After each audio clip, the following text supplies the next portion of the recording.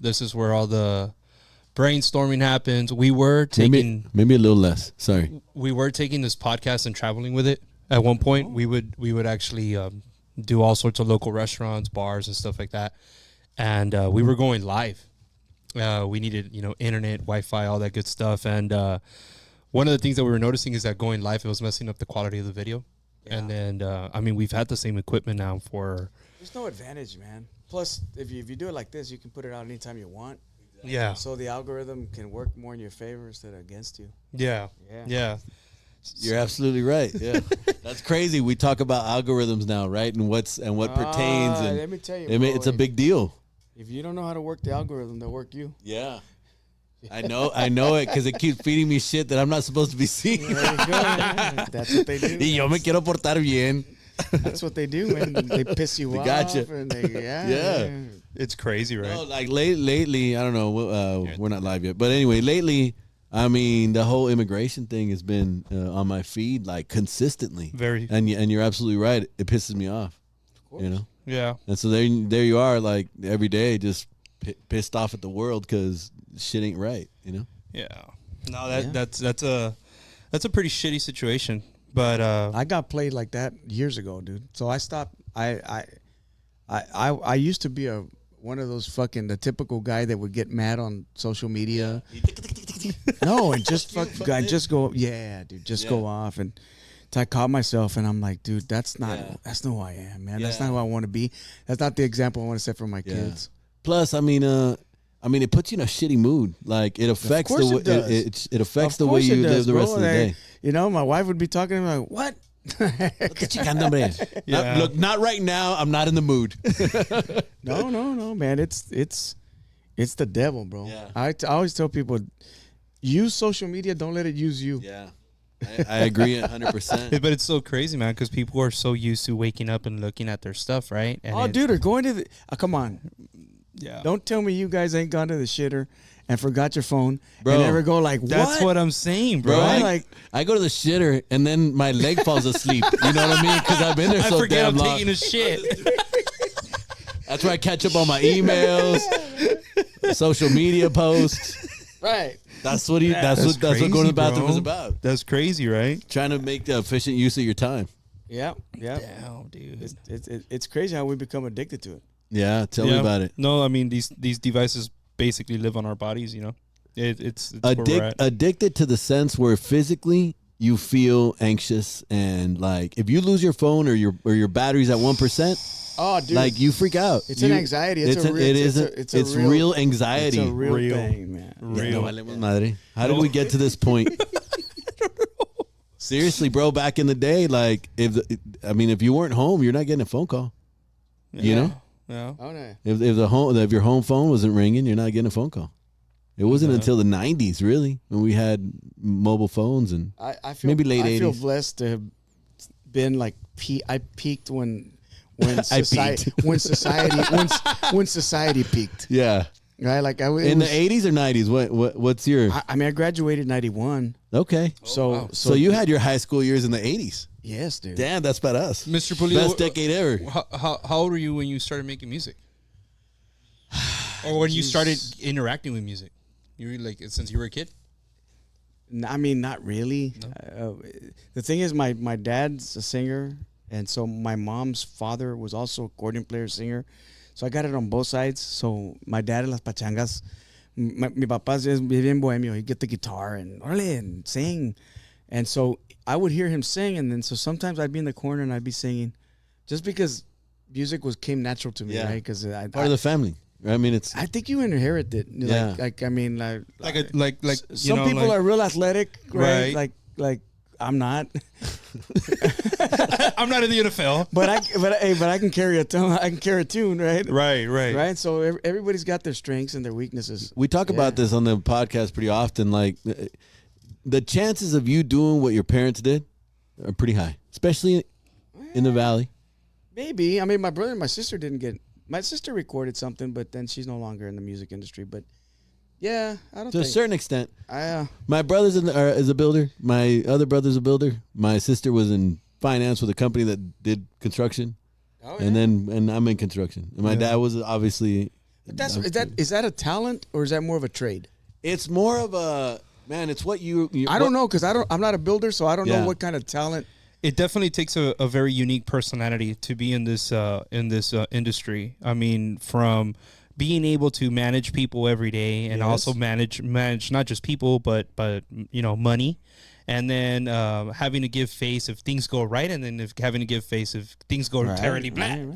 But the thing is, like, you guys in your line of work, you're responsible, but you don't do the work physically, so it depends. So you depend on other people too. No. Most of the time, yes. You depend on other people. Most of the time. Most of the time, if a sub te queda mal or something, you're the one that has to give the face. But it's not your fault that the guy got drunk and didn't come the next day or whatever. And right? it happens every Monday. And it happens everybody. I bet it does, man. It does. Are we already starting? We already started. Okay. Oh, well, let's go ahead and do a proper introduction. Guys, welcome to the STBA podcast. We hit it running. Yes. We have Mr. Bobby Pulido here today and Mr. Ronnie Cavazos with the structure team. Mr. Bobby, thank you for taking time out of your day to meet us here for the podcast. We're very excited to have you on. Thank you, man. And congratulations on having taken that step on running for something that is extremely important for our people at the moment, and especially right now in the construction industry, because we are seeing a bunch of people, like we were walking. So here at the building where we're at, there's a mural of I saw it, and it caught your attention because there's a mural of federal agents apprehending Mexicans, and that mural has been there since we got this office. And it caught his attention.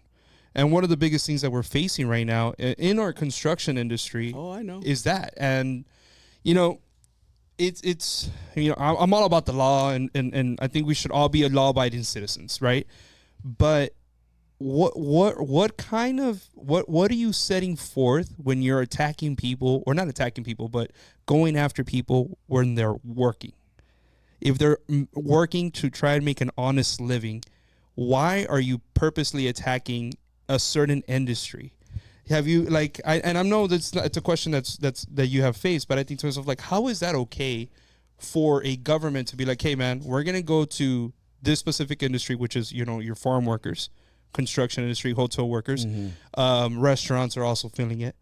What's going on? Why is it that we have to see this, and now they're saying hey, if you're interfering with the apprehensions or whatever it is, you're at fault now, right? They just put out that statement. I believe I saw it yesterday. So that's really crazy, Yeah, it is crazy. We're living in some crazy times, right? And so, Ms. Pulido, you're running for.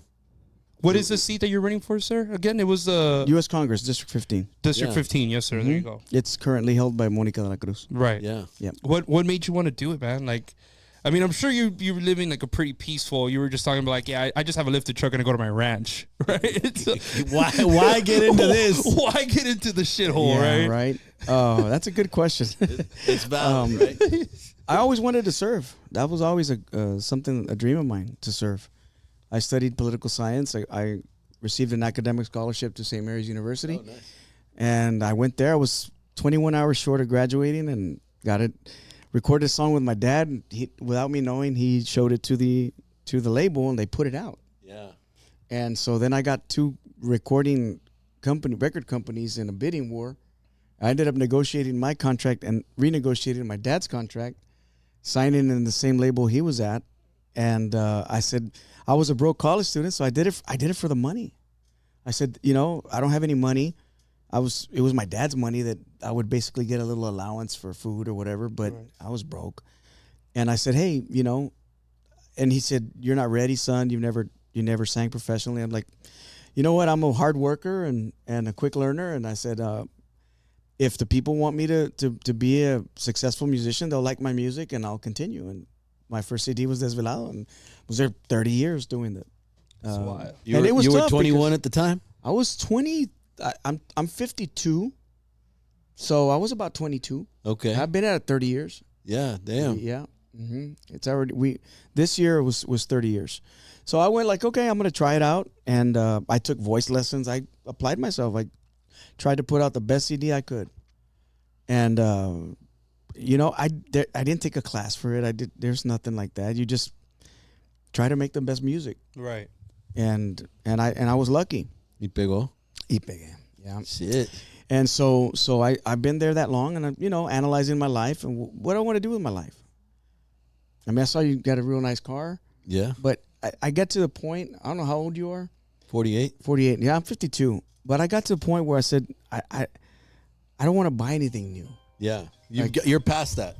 I am. I'm happy with my life. There was not more stuff that I wanted to buy. Yeah. Personally, You've lived it. I want to help. It's full. I want to help. Now what? Yeah. Yeah, money's not.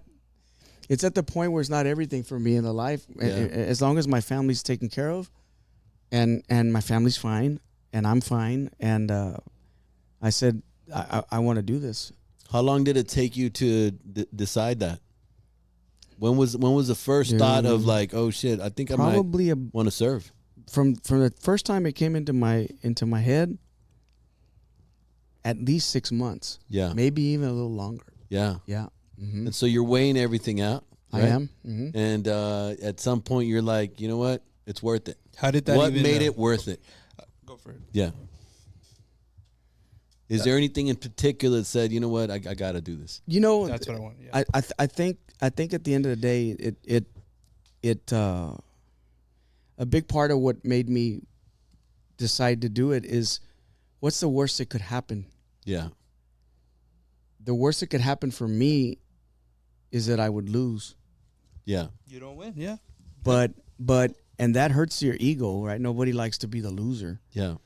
But nobody's taking my career away from me. Right. You still got that. My music's still there. To me, there could be no greater sacrifice than to leave something you love. Yeah. To have a mission to try to do something. And if you really think about it, it's kind of similar. When I first started in the music business, I let the people decide. Yeah. Right? And the people are going to decide my fate. Yeah. They're going to say, you know what? I believe in you and I believe what you're saying and I believe you'd be the best representative for us, or they're not. Yeah. And it's just that simple, right? And I'll be honest, I've always been a Democrat and the party has had It's lost its way. It went through some really, really rough times, and it was frustrating for me because I didn't feel like we ever really, truly had a candidate that defined who we were in South Texas. Mm-hmm. South Texas is a bubble. If you just go past, before Falfurrias, you just go past San Manuel. It's a time warp. Once you pass Falfurrias, it's like, oh shit. Yeah. It's a whole different area. It's different. It's a different area. It's unique. Yeah. And I didn't feel like we had truly represented what we were about, which is at the end of the day, conservative Democrats. That's what we've always been. True. And I think that we shouldn't have to apologize for the values that we have. Yeah. And we also help people. We help each other out. You go back to immigration. It's crazy what's going on.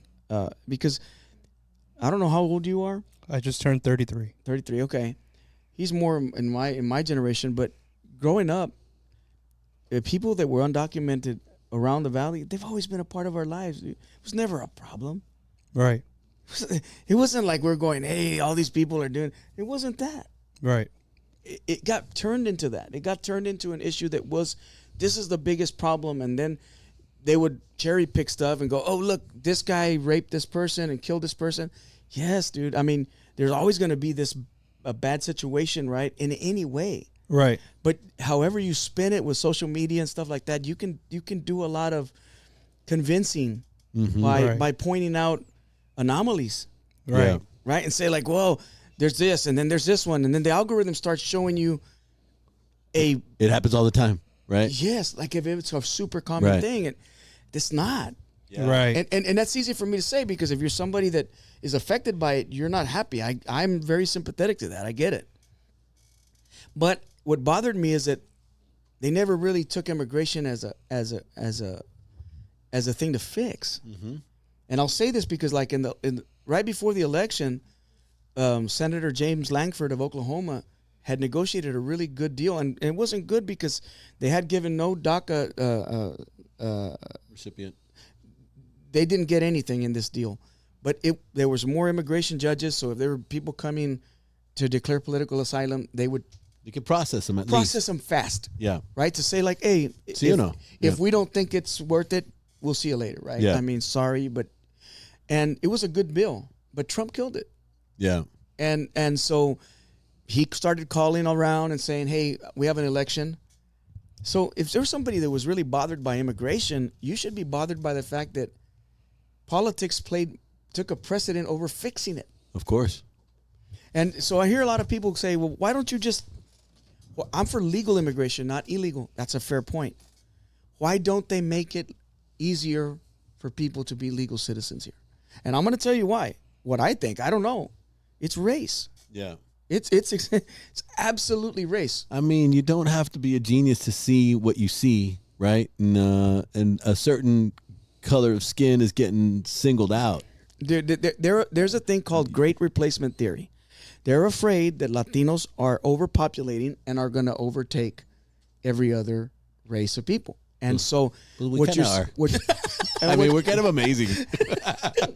Look, we are. I'm not criticizing the fear, but the fear is real. Yeah, I believe that. Yes. It's a real thing, right? And so there is a purge going on where they're trying to stave that off, and it's getting rid of people because they say they're going to multiply and then they're going to all vote Democrat, which is insulting because I don't think Latinos. There's one thing that we've shown.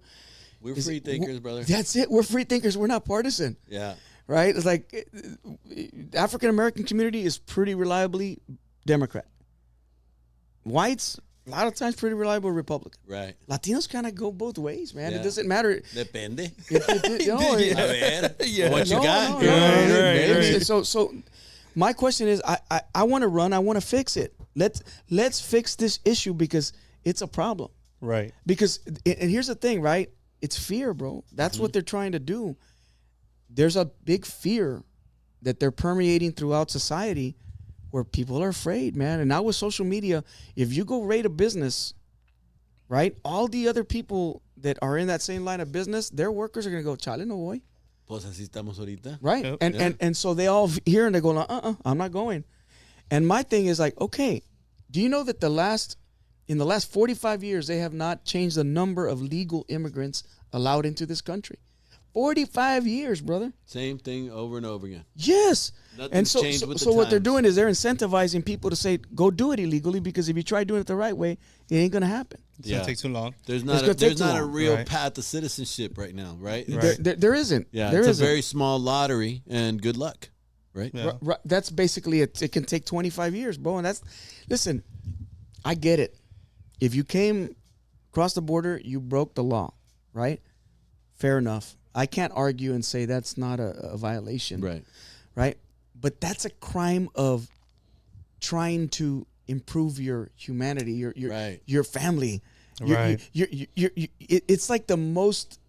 It's like the least offensive crime out there, man. It's like, I want a better future for my kids and my family. Right. Right? It's a crime, but it's not the same as stealing. People like it's not that, the same yeah. as rape or violence or beating somebody up, or it's not classified as the same. It shouldn't be the same. It shouldn't view the same. I get why they're trying to do it, and I get why we have a border patrol. And we have a border patrol that's there to try to stave that off and make sure that we don't get We protect our boundaries. Yeah, that's okay. Every country has a right to do so, right? That's their job. I don't think they should ever be chastised for doing their job. But I think we have to be able to see, because here's the thing. Social Security is going insolvent. Right? You're 48, I'm 52. At the rate that we're going, we ain't counting on that. we ain't counting on that. No. We're not going to get that money. And we've been paying into it. That system, Social Security, was dependent on the fact that younger folk were going to come, have more kids. They were going to pay into the system. Right. We would get that money, and then we see ourselves out in retirement, and we're done, right? That's the way it was developed. Problem is, what they hadn't contemplated is that the birth rate's way down because younger folk are not having kids anymore. Right. One, maybe two, if Why? any. Because it's expensive. Yeah. And they go, hey, so the question is how are we going to keep Social Security solvent? Immigration. Because when you bring them in, they pay. Yeah. And that's what bothered me, right? About the fact that they kind of talk shit about the immigrants. Right. Because they come, bro, they get paid less money Yep. than the average worker. They do more work. Yeah, but then they pay into Social Security. Yeah. And they never get that money back. Yeah. And they're extremely dangerous. That's what they say, Yeah, yeah. right? And dude, it sucks, man, that they Yeah. get villainized in that way because it's like they pay like before all this shit happened, right? Like almost $100 billion into Social Security, and they never see that money. Who's getting the raw end of the deal there, bro? Yeah. And so my thing is like we need to encourage immigration so our Social Security can be more solvent, right? But just make it legal. Yeah. Vet them in their countries. Right, if they're in El Salvador or whatever they are, you vet them over there, Central America, and when they pass and you say, "Hey, man, they're clean, they're fine," es más, You fly them in. fly them in, dude. Fly 'em in. And they instead of paying the cartels all that money, they pay our government money. Yeah. Right, and then we have a solvency, and they don't have to risk getting raped, having to be abused by the cartels, Right. having to maybe drown in the river, and then more importantly, you incentivize them to say, "We're going to do it the right way," because there's actually a chance. Yeah. But in order for that to happen, in order for that, everything that I've just told you, the party has to be accepting of the fact that there are going to be more Latinos in this country. Yeah. I'm okay with it, Yeah. but the Republican Party's not. No. And I'm not saying that's everybody, but there is a core group of people in there. Stephen Miller, there's a core group of people in that party that are afraid of this, and they say, we want them out. I don't care, whatever it takes. And that's why in one breath they'll say, "Oh, they're taking advantage of the system." Where are you getting them? Where are you rating them to get them? Work. Yeah. Yeah. How is that taking advantage? Yeah, Right. Square that one. Square that. You can't square it, Bobby. You can't. Square that one. They're They're taking advantage of us, but you're getting them at workplaces. Yeah. You ain't getting them out just whatever. They're all chambeando, man. Like, Yeah. this is crazy. Yeah, it is. And so, I mean, look, my thing is this. I'm willing to talk about anything, anywhere, man, and answer any questions because I think transparency is important in public service. You got to be able to talk about things. And I don't care about party things. I'm just saying like I see it. This is what we need to go do to fix it. Yeah. You don't need to be Republican or Democrat to talk about what's good or bad. I think people are being pulled into those tribes, right? And that's what it feels like lately. And it feels like man. Democrat hates the Republican hates the Democrat. Just the other day, my mom was like, "¿Dónde andas?" I was like, "North Edinburgh." "Ven a comer." Hice a comer, okay. I go to mom's house for lunch. She has the TV on, and I'm like eating, and I'm listening to the news, and I'm like, why does it feel like these two parties are constantly fighting It is one another? because they are. they are. But and I told my mom, I was I'm close to mom, and I was like, it shows such a weak system. We have such a weak. If our don't know that leaders, it's Do we the have a system, weak? though. Do we have a weak system Or the people. or weak leaders? Look, man. weak leaders. Look. Here's the deal. What do you think? What do you think? Well, because it's not just the leadership, right? Because in a democratic society, really the leadership starts with us, right? And our vote. That's it. Yeah. And so if you're being divided and you're not recognizing it, well, then whose fault is that? Your own. Yeah. Yeah. In my opinion, Yeah. right? You don't need to fall on party lines, right? Look, that's the thing. A party platform which constantly evolves. It's Yes. not the same, dude. I mean, when George We've W. kind of flipped over, Yeah, to be dude, honest I'm with you. telling you, brother. I'm telling you, it is flipped. I remember Republicans were the Constitution Party, and now like all the shit going fiscally on, responsible, dude. like, Everything is like flipped upside down. It's like even when it comes to the military and war, like things are like this, right? It's like I heard America first, America first. Chinga, Argentina's going to a problem with their money. Here we go to bail them out. Yeah. And I'm like, didn't you say America first? Like. What the hell? Meanwhile, the country just above them, Venezuela, we're just bombing people. Just you know and what? that's Fuck the it, thing. send a bomb. And that's blow the 'em thing. We say, "Oh, it's because they were drugs." How do we know We that? don't know. After 9/11, when we went to war and we went all this, Right. we trust what they tell us? No. I don't know. I mean, They had weapons of mass destruction. that's right. Remember? Yes, I remember We that. had to go in. But now all of a sudden they're saying, hey, so people are like, yeah, but they're keeping us safe because they're bombing drug dealers. How do you know they're drug dealers? Yeah. That's what I want to know. Pero ahí, ¿por qué? O sea, ¿por qué la sociedad está tan pendejita? Like, how do we not see that? Because That we're being divided. because algorithms have divided us. Look, if you're on social media All day. y le das, and a lot of people are, le das like to something, Sí. like He likes this. Send it to him. the algorithm goes, let's flood him with the same thing. Yeah. So you're getting all of the same information from one side, and that forms your worldview. Mm-hmm. You start getting something to go like, hey man, and they'll flood you with right wing stuff. You won't see anything from the other side. Yeah. And if you're on the other side, the same thing happens. Yeah. They don't show you the reality over here, and we're being played. So who's the problem then? I will just tell you this: it's not a coincidence. You remember seeing Trump's inauguration this time? I did not Yes. pay a whole lot of You? attention to it. I did. This time. Who was sitting back there in the front row before even his family? I remember don't. that? I don't know who. Got to was be it? a social media dude. Mark Zuckerberg, Elon Musk, We'll see. Jeff Bezos, Yeah. Tim Cook. Yeah. Look, all of the people that control the algorithm, whoever controls the algorithm, Control society. Controls the population. they control us. And Yeah. if we don't start realizing this, we are being played. Got you. And look, because what they'll do. I love it, dude. It's the fucking truth. Yeah. Yeah. No, I'm just telling you. Yeah. They control it. Remember in Trump's first term, he said, "I want to ban TikTok." Oh yes, sir. Remember that? Yeah. Mhm. Because it's bad for our children. It's hurting our kids. That was the whole thing, right? Yeah. You go, okay, who's not for protecting our kids? Yeah. All of a sudden, when he ran, he opened a TikTok account, and all of a sudden, he loved TikTok. Yeah. Yeah. Now, not a conspiracy theorist, but does it stand to favor that maybe TikTok went, if we flatter this guy and we help him win, he's not going to ban us?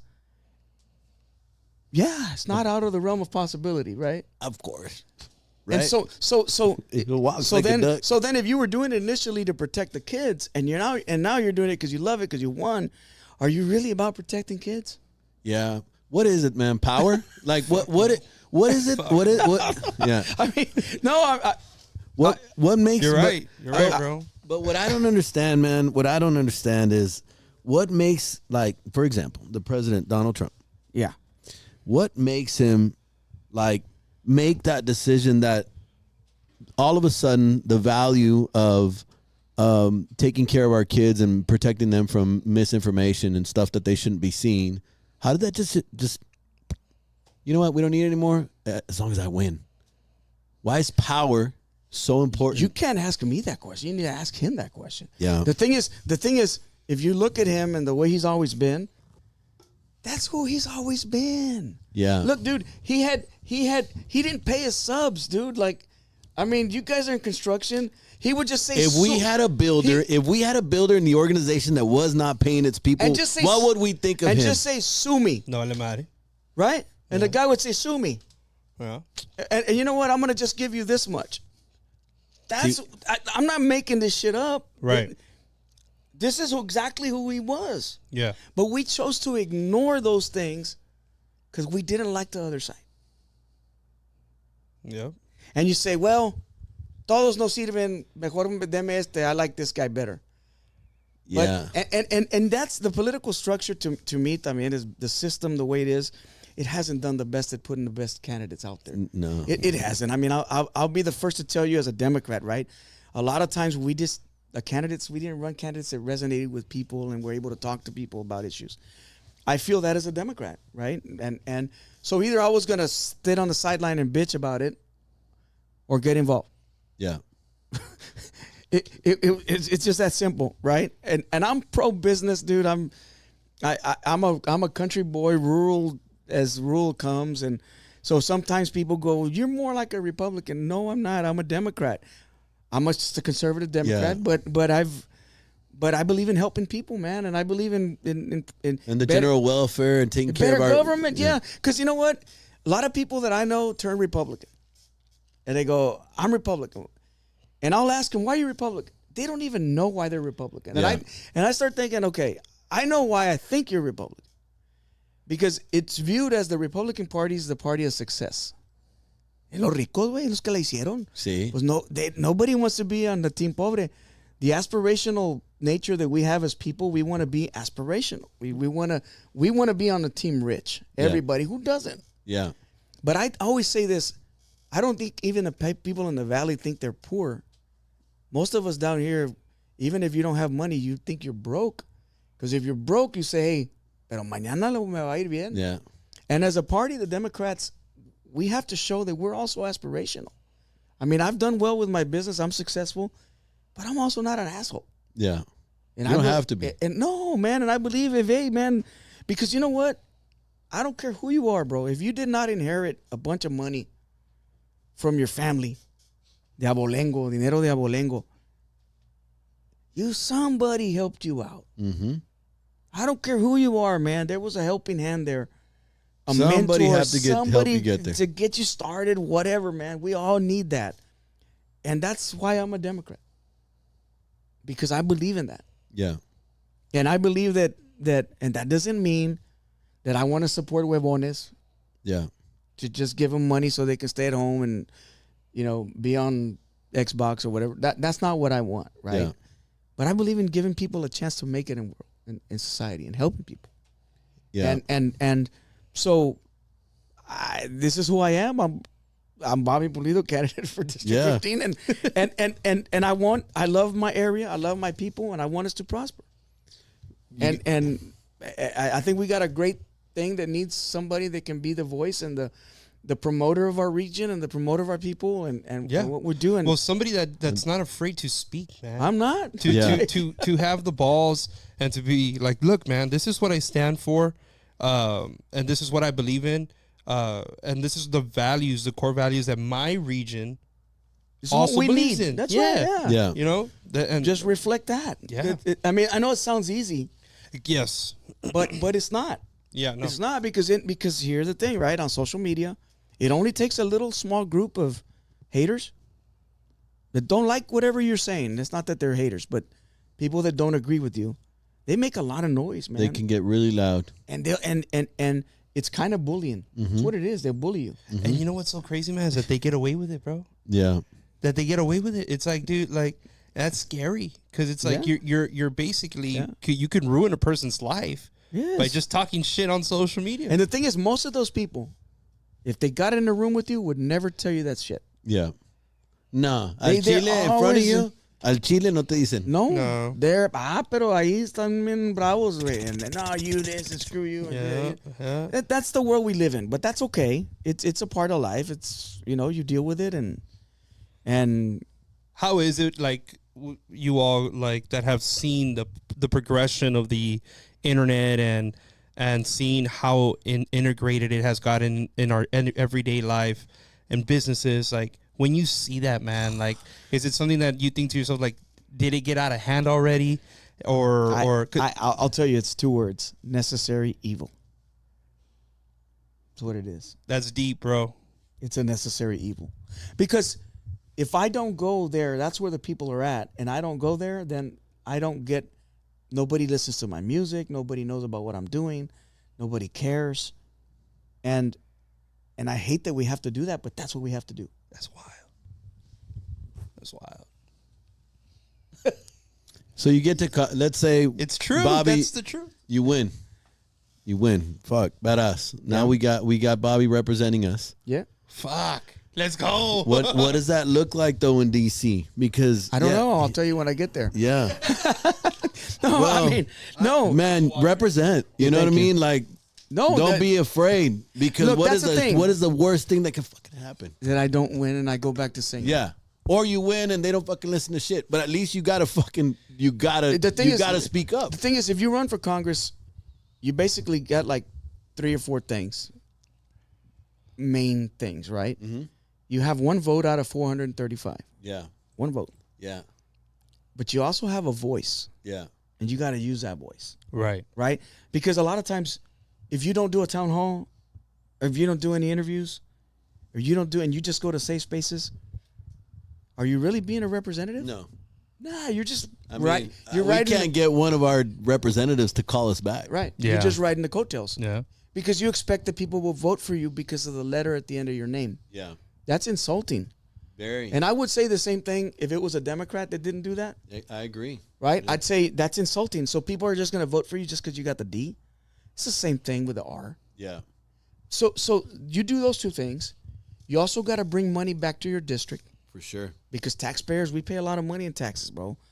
And you got to go over there and fight for that money to say, hey, I need to bring it back and help my people. Right. You know, and also you're a promoter of your region. Yeah. You promote, but if you don't use your voice, how can you promote? Yeah. That's the thing, right? To me, before anything, before the party, my loyalty's with the people. Mm-hmm. Period. I would never take the party's positions over my constituents. Yeah. You can't. You can't. And it happens, dude. It happens. I mean, that's probably that same one of the same representatives wrote a letter to the Speaker of the House and says, please don't vote. Please do not cut these cuts because we're the poorest area in the state. You're gonna hurt my constituents and this and that. And here's the other thing: you don't just hurt the people that need that help. You don't just hurt them because 80 to 90% of all the hospitals here, their money comes from Medicaid and Medicare. Mm-hmm. So I don't care how conservative you think you are. At some level, the government, They're cutting that out. that's it. And that money ain't coming here. That's right. It's going to hurt you too. And then it's going to trickle down on people that go out there and say, I'm going to go buy a property or I'm going to go buy a rental house or I'm going to invest in this because there's just less money circulating Get sucked out of the economy. That's right. And so 4 days later, they held a vote and she voted for it. Yeah. So you're basically saying, hey, please don't do this because this is what's going to happen. And then they give you that one vote you have. Yeah. Y la cagas. Well, you vote against it. You think these people are being told what to vote for? Absolutely. Fuck yeah. No doubt. Of Yeah. course. No. It's like this. If you vote for us, you're good. If you don't, we'll find somebody else to be there. Yeah. Right. Yeah. Right? So it's fear. Yeah. For Tienen sure. miedo. Like, that's what it is. Yeah. And so to me, that doesn't best represent us. No, of Because course not. look, man, I'm not afraid. If I got to take a stance that my party's going to be mad at me, so be it. Yeah. Yeah. Because if I have the people behind me, what are you going to do? Yeah. 100%. Call me whatever you want. Say whatever you want. Get as mad as you want, Yeah. but the people come first, and that's what I don't think is happening right now. So yes, I didn't like what I saw when I saw that happen, and the things that I've seen, and that even emboldens me more to say like I think I'm doing the right thing. And you look, man, it's a sacrifice. It's a sacrifice. I was just thinking that. I Yeah, swear that was running through my mind. Yeah, because look, I'm a singer, right? So when you're a singer, I'll tell you from my perspective as a singer, right? Just you go from a lot of love. Yeah. You have a lot of people that love you. And then all of a sudden. No. And it's either love or indifference. Yeah. Not a lot of hate, right? It's like, I don't care about your music or whatever, but whatever. That's cool, right? And in politics, it's either love or fucking hate. Yeah. Or they're gonna smear your fucking name. Oh, yeah. I mean, and like- we're gonna bust out something from 30 years ago that you fucking did. Oh, dude, 10 years and ago. rub your They've done face that to all me. over They it. did that Yeah. to me, bro. They did that to me. So politics is fucking scary. They already did it. They already did it. They already did it. And they're gonna probably do more. Yeah. Yeah. And there's stuff there. There's stuff. But you know what, Mr. Pulido, that I don't think anything that the machine could probably throw at you will hinder any momentum that you may have. Because I believe that, people like myself and Ronnie are looking for somebody to represent us that has balls. With no fear. That has no fear. Yeah. Because I'll tell you this organization that I've been very, very blessed to get involved with, it was started because these guys had no fear and they took a stance for what they believed in. You're talking about an industry that didn't have representation at the highest level for over 47 years. And we had to go out there and speak to the white man. Yeah. We had to go and get told to our face, hey, you need to shut up because you can't talk here. Yeah. Because you're not a fucking member, bro. And I was like, fuck you. And I paid my fucking due right then and there. And I was like, now I can fucking talk, asshole. Yeah. We've been in the fucking trenches. And it takes that. No, like where it's like, hey, bro, shut the fuck up. You're brown. Yeah. And you went, I remember we would come back from going, and it was like, this shit feels racial. Oh. Like, Hey, and that's because I'm a fucking Mexican. Hey, and that's in the valley? That's in the valley? No. This was like at a national level. Oh, that's what I was gonna say. We Yeah. went to. Look. Okay. That's a good point you mentioned that, Mark. It's a very good point. Because I have a lot of friends that say, I'm Republican, I'm conservative. Right? Most of I got more friends that voted for Trump that didn't. Right? I think a lot of us did. Yeah, true story. Yeah. Right? And believe me, I was always respectful, even if I disagree with things. Right? Always. I never like to call anybody names or belittle nobody.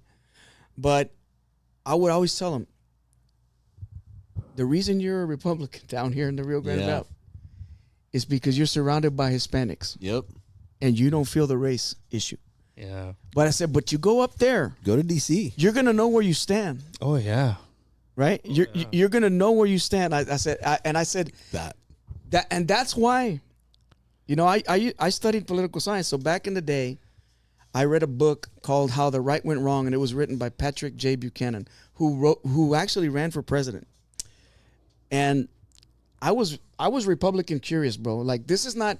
I've not always been a Democrat that didn't see the other side. I studied political science. Yeah. I know the evolution of both parties, and I know history of what's happened, right? And in 1965, LBJ instituted the Voting Rights Act, Okay. right? And he gave blacks were voting 7%. That jumped up to 53% after LBJ gave it. But the Democratic Party was racist at the time. They had elements in there. They used to call them the Dixiecrats. And they got mad when LBJ did this. And they left. The Democrats. That's right. They were called the Dixiecrats. That's why Senator Strom Thurmond and Robert Byrd, who used to be a KKK, was a Democrat. Yeah. He was an ex-KKK. It was like they were flat out racist.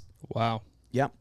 And then Nixon came in, and Nixon instituted a thing called the Southern Strategy, where that Southern Strategy was to say, we're going to go pick up all those Democrats, racists that were pissed off because they went and helped the black people. And so they started using code words of states' rights, which states' rights meant we can have slavery because that's what the Civil War was fought over. Yeah. And then they would talk about like law and order because, they historically are the ones that commit the crime. Yeah. And that's where the Republican Party morphed into. Yeah. And so when I read this book, there's a chapter in there, What was the name of the book again? How the Right Went Wrong. How the right went wrong. That's right. Stamp that. Yeah, So we can. How the Right Went Wrong. And there's a chapter in that book where he's talking about that as a country, we were losing our Anglo-Saxon identity. What that means is there's too many non-whites that are multiplying. Right.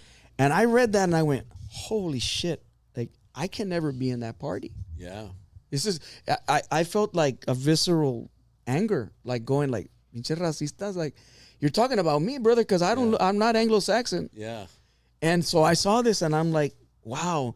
And that kind of made it real clear at that point in time that this is, for the time being, this is where I'm going to be. Yeah. And yes, there's things about my party like anybody, right? That you say, I don't like this, I don't like this, I don't like that. But you have to fight for what you believe in. And more importantly, like if you're going to represent, you got to fight for the people. Of course. And the values that they said. I mean, I got lots of friends that vote Republican now and said, I'm not a Republican, bro. Give me a good candidate that's a Democrat that represents my values, I vote for him. Yeah. That's what all my friends have told me. And I said, that's why I think they gerrymandered the district. Man, I cover 11 counties. But I'm still 78% Hispanic. Yeah. And so I'm thinking to myself, I can resonate with the people. It doesn't matter if they're a different party. Can I connect with the people and represent them the way they deserve to be represented? And so that's what we're going to find out if it's possible. Yeah. Right? And I'm very encouraged. There was a poll taken a week before I announced my candidacy, and I'm within 3 points. Cool. In a Republicanly favored poll. Yeah. Right? And this is before I was even a candidate. So I'm like, I think I have a very good chance. Yeah. And there's no guarantees. You got to work it. You got to meet the people where they're at. But I believe I have, and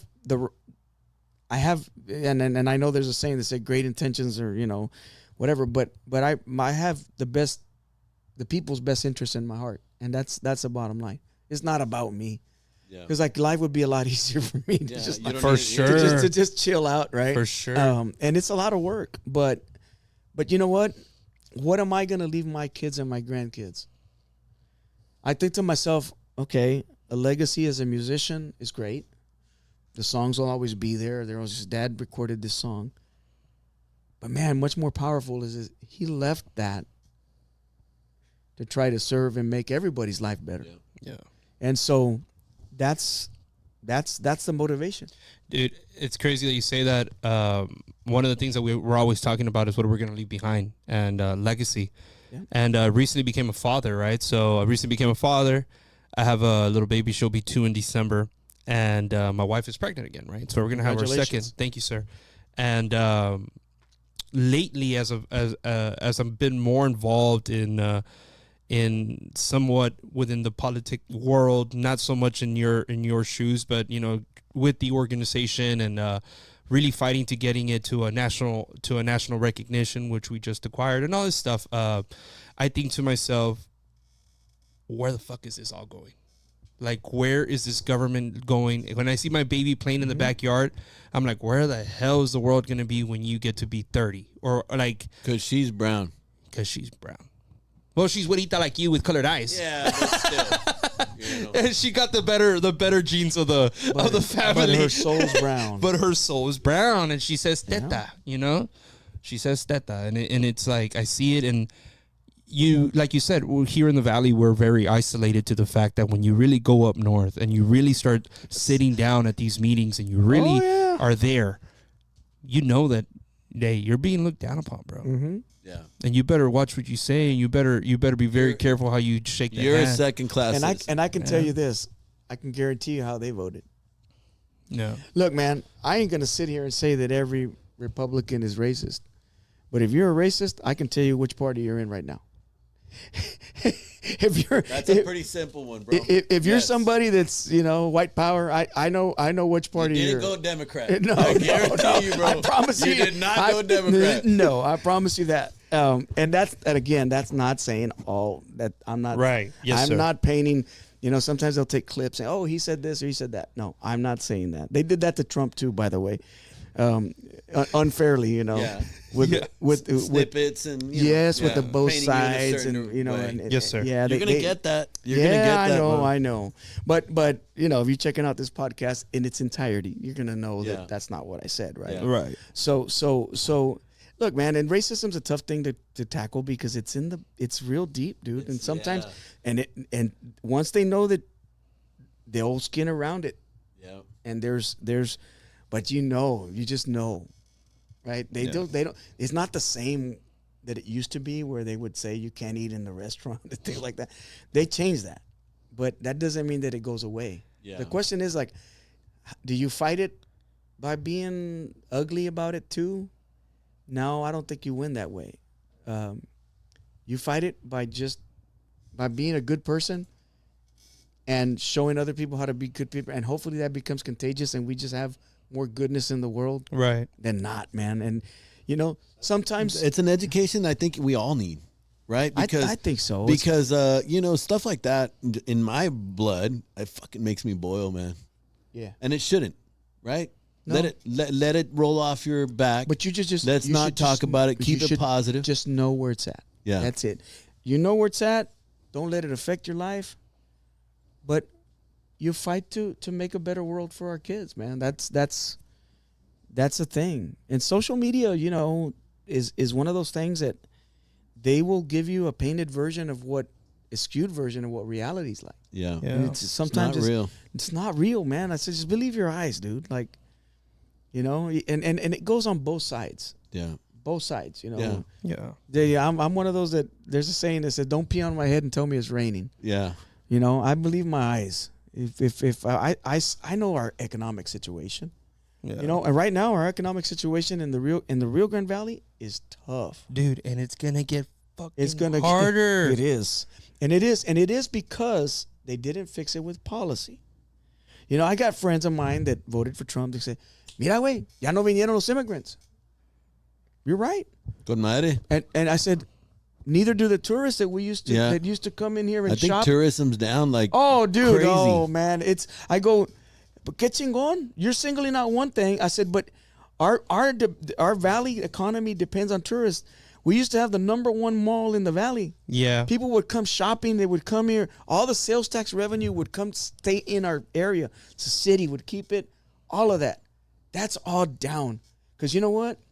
People from Mexico go, ¿pa qué voy? ¿Pa que me falten el respeto? Yeah. Voy a tirarme. Imagínate. And they're going to tell me, and then now they're saying they're going to review the visas and go, oh, I don't like what you did, and they're going to, me van a y te van a mandar para allá para Chiapas. So people are, no, You know but, what I mean? Like, yeah, but I'm yeah, talking take about it. legal tourists. Are Like not, that, yeah. they're not coming anymore. Right. Not like they used to come. No. They're getting those visas. Like, for example, a couple stories here recently, a couple weeks ago, going up the checkpoint. Work visas that you had. Yes, Yeah. sir. Yes. Stripped away. That's right. Not locked up, but arrested. Detained, sent back. That's Yeah. right. No, 100%. Sent back, bro. Yes. Yes. To Chiapas. They're not from Chiapas. Yeah. You know where What the Chiapas? fuck? You know where Chiapas is, bro? Where is that, bro? Chiapas is almost getting to Cancun. Like, Oh, shit. Yes, dude. It's on the border. No, What Chiapas the is on the fuck? border with Guatemala. o sea, los mandan hasta allá, carnal. What the fuck? Yeah. It's on the border with When you Guatemala. have a legal document with a visa. Yeah, I just had the guy that does our tower roof. The guy was going to San Antonio with his family, bro. Mm-hmm. The guy shows his like, it was like a green, something to have to, work or whatever. The border patrol gets him off, leaves his wife in the vehicle with his 2 little girls, and they arrested him. And the guy, I just saw him, right? So agarramos la plática, and I was like, where you been, bro? What the fuck? Or whatever. He's like, pues está encerrado. I was like, what do you mean? I was like, what did you do, right? The guy's like, dude, I was going to San Antonio. How dare you go to San Antonio? He was going to San Antonio on a family vacation for a weekend, and they incarcerated him for 4 months. That's bullshit. And he said that those 4 months, How Yes. is this even possible in this country? Yes, bro. How is that possible? Hey, let me tell you. And how is it possible? You voted, the president won, and he's got power in both houses of Congress. Yeah. Here's the thing, right? The founding fathers, when they wrote the Constitution, they really did this to provide a checks and balances on everything. But they never would have imagined the sinvergüenza Yeah. at the president that goes, hey, man, the attorney general serves at my pleasure. Okay, you do what I say. You know what? The Speaker of the House, you do what I say. And all of y'all better fall in line. So literally, like, there's no checks and balances. Right Ahorita now. no. Hell no, dude. Like, there's none. He's got all the power. Our government wasn't designed for that. It was designed to work slowly, move slowly. Estire y afloje. Hey, man. Sí. Hey, ni tú ni yo. Talk. Yeah, collaborate. Let's try to do something. Yeah, This negotiate. is not what we're dealing with, man. And I don't say that because I want to shame anybody for voting. Listen, it's a binary choice. You got to vote for this one or that one. And if one side doesn't put a very strong candidate, the other side's gonna win, and that happens. But it's important for us to realize, like, what's out there. What is this a really? I mean, especially a lot of the younger generation don't know the history of what's going on. History, a lot of times, it tends to repeat itself. Yeah. Yeah. And we take our democracy for granted. We don't realize how fragile it is. Right. It's very fragile. That's why, like here, it disappoints me que en el Valle la gente no vota. Like 38% of the people, of the registered voters, vote. Because we're not educated to. The Valley is not educated to vote. Our system has failed our people here in the Valley. Because we've always felt like, it doesn't matter. No importa, güey. Like, it doesn't matter. It's not till you get older, you're like, dude, it fucking matters. It really matters. Yeah. It matters. Why didn't our schooling tell us, like, hey, wait, you know what? It's very important for you to vote. Right? Why didn't they tell us that in school? Because they failed us. That's exactly right. Yeah. They failed us. The school system failed us. It did. It did, but it's the getting worse system now. too. Yeah. Dude, it's getting worse. It's getting defunded. Now with vouchers. Yeah. That's true. No. I'm being honest. Like, No, ya valió. like they want us dumb, bro. The dumber we are, the easier we are to Manipulate. control. And that's why people are That's- addicted to social media, bro. That's exactly right. Because the less that you can see with your eyes and the more you see with what we're throwing at you, That's right. the more you're lost. That's exactly right. Yeah. And so, it's a concern. It's concerning. It's something that I know, dude. I'm an underdog, but I like that. I like the underdog mentality because it makes me work harder. Con madre. So we need, bro. Yeah, like you know me rajo, bro. like you know, I love it. Bro, it's- we strive off of that. Yeah. I think that and I was having that conversation with a committee that we just formed here, and we have been that. We've been the underdog for a while, right? And it took us a couple years and trying and spending money and going and being and feeling like, you know what, it's because I'm Mexican, like I said earlier. yeah. We've been through it all, bro. And you start to realize that people want honesty and they want people to represent them that have balls. Right now, we don't have that. As a society from the Valley, we don't have No, we that don't. representation. No. To where it's like, dude, this is what's going on. The Valley right now, it was our norm to have people from Mexico come and purchase at the mall. They would eat at restaurants. I just got a call today. Hey, ¿qué estás haciendo? ¿Qué vas a comer ahorita? Whatever. And I was like, dude, I'm super fucking busy. I'm going to pick up a Whataburger. So I'm going to have for lunch. Oh, okay, es que voy para Palomino si quieres, if you want to go eat in Mission. Le dije, number way. I wish, dog. Thank you so much for the invite. I was like, I'm busy. Calls me back an hour later. He's like, hey, güey, estaba yo solo en una mesa y no había nadie comiendo, güey. Yep. I was like, what? He's That's like, dude, that's this just is... the beginning. He's like, that shit was fucking Dude, scary. I'm telling you, bro, the tariffs are a terrible idea, bro. Terrible. Because here's the thing. If you're a small business owner, you sell a product.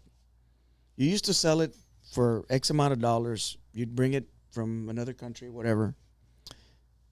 Yeah, that profit was yours as a small business owner. Now, because of the tariffs, you say, man, if I'm selling a taco, man, beef costs so much, whatever. You say, I can't just pass on a tariff, everything to the... No me lo van a comprar. No me lo pinche van a taco. comprar.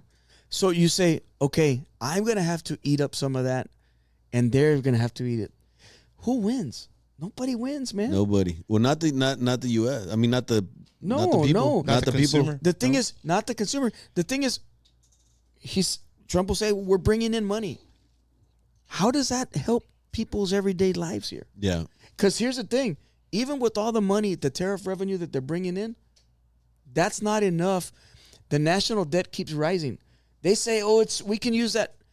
No, dude, it's not putting a dent in the national debt. Yeah. So when they did this big bad bill, they call it big beautiful, but I call it the big bad bill.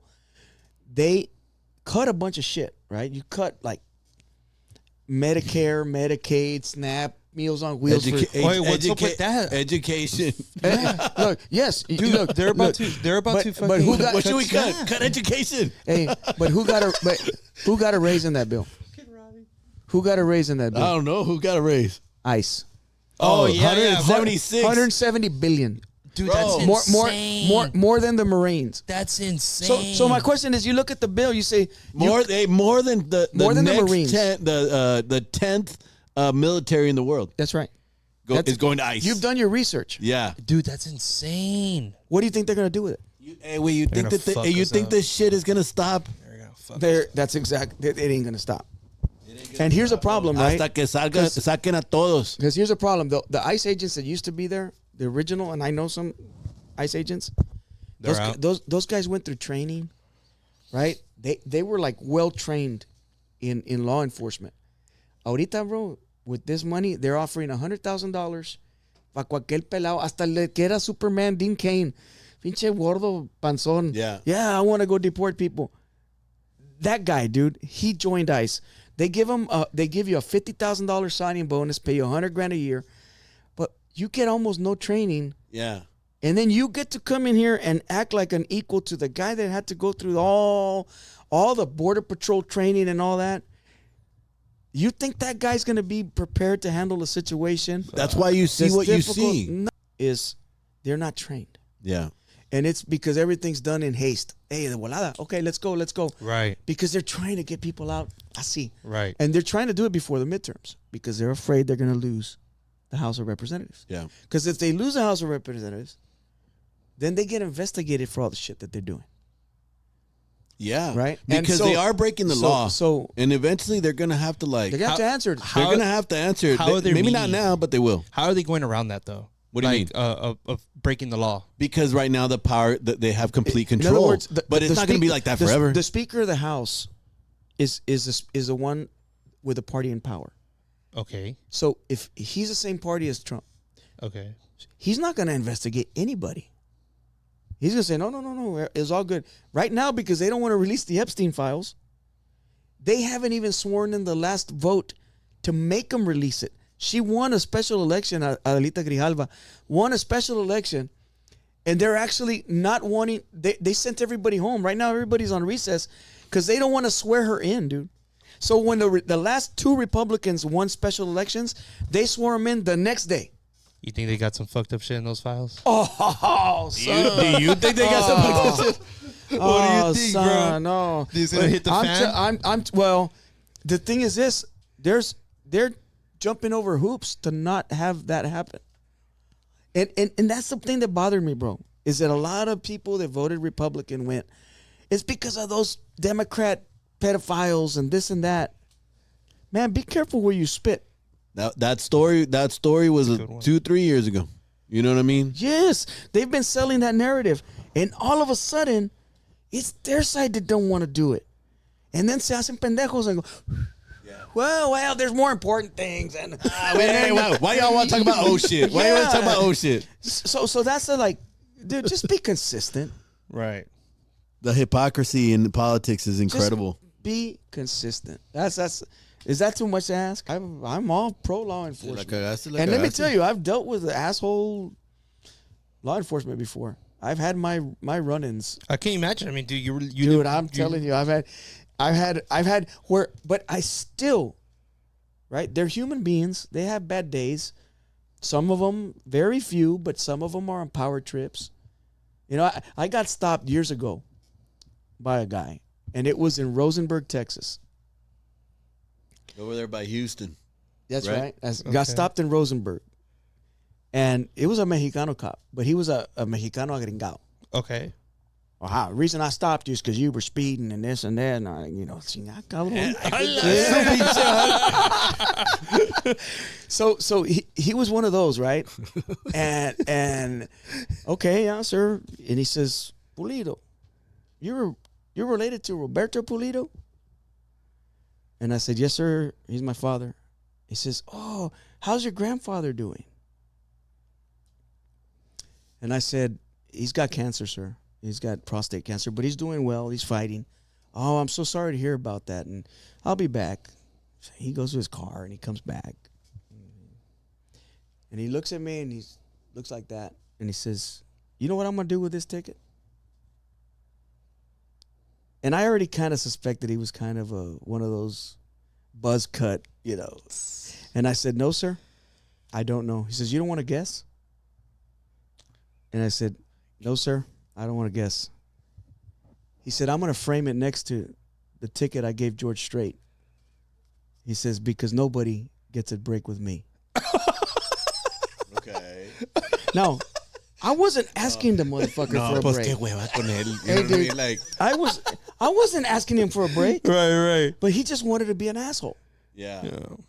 And so, por dentro, I'm like, "Chinga tu madre." Yeah. Fuck you. Yes. Yeah. So he gives me the ticket, and I remembered there that my dad had played for the campaign of the JP judge that was from there.